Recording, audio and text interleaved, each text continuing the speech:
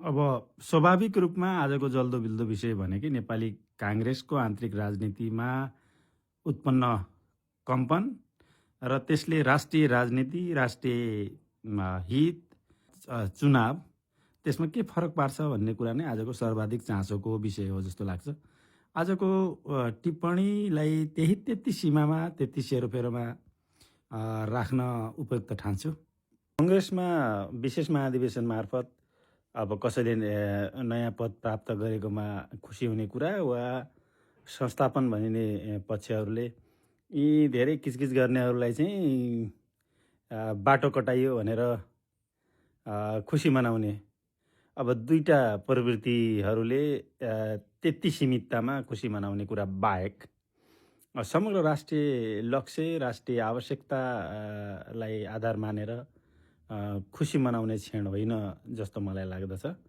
अब उहाँहरू दुई पक्षले दुईटा कोणबाट खुसी मनाउने कुरालाई आफैमा अन्यथा भनिहाल्नु पर्ने पनि केही छैन। त्यो एउटा उहाँहरूको इन्डिभिजुअल कुरा पनि भयो जस्तो मलाई लाग्दछ।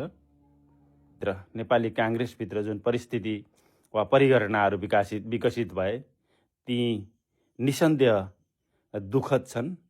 ती घटनाहरूले नेपाली काङ्ग्रेसलाई मात्रै हानि नोक्सानी पुर्याउने होइन कि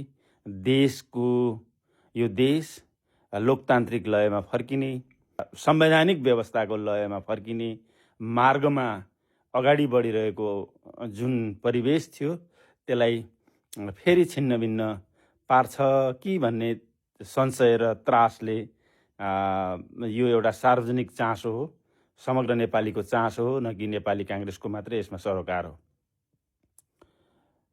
अब के होला, कसो होला, काङ्ग्रेसको कसले आधिकारिकता पाउला आदि इत्यादि धेरै ठुलो झमेलामा त नेपाली काङ्ग्रेस फस्यो।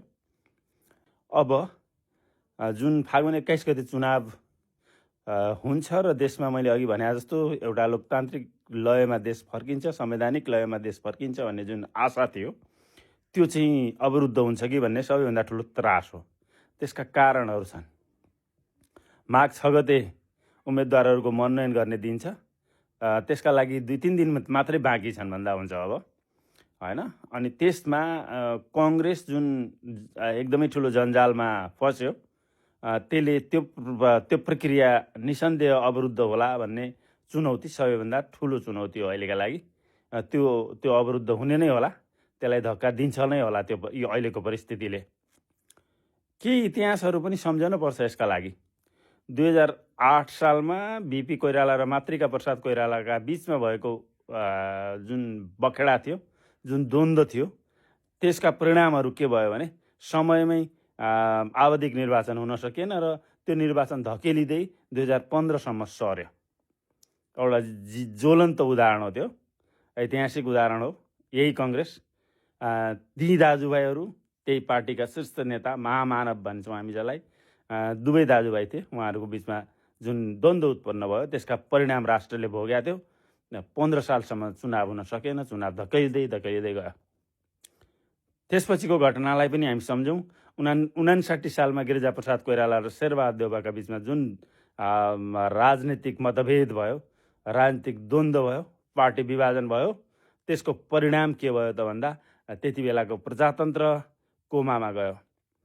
सक्रिय राजतन्त्र पुनर्एक्टिभ भयो। 46 सालभन्दा अगाडिको परिवेश, त्योभन्दा पनि कडा परिवेशमा नेपाल गयो र तत्कालीन राजा ज्ञानेन्द्रले नेपालको सम्पूर्ण शासन व्यवस्था हातमा लिए। अर्थात् मैले अघि नै भने नेपालमा प्रजातन्त्र कोमामा गयो। त्यो पुनर्स्थापना हुनका लागि दोस्रो जनआन्दोलन हुनु पर्यो 62-63 को। त्योभन्दा सघन र सङ्गीन अवस्था अहिलेको हो भन्ने लाग्छ।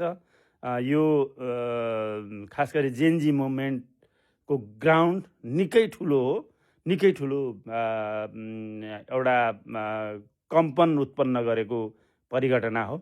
त्यसबाट लयमा फर्किनका लागि अझ धेरै ठुलो राष्ट्रिय एकता, राष्ट्रिय ऐक्यबद्धताको आवश्यकता थियो। तर यो बिचमा यति छोटो अवधिमा यसरी खण्डित हुनुपर्ने अवस्था पार्टीहरूका बिचमा आइरहेको छ। यसले चाहिँ निकै ठुलो अनिश्चय सिर्जना गर्छ कि भन्ने मलाई लाग्छ।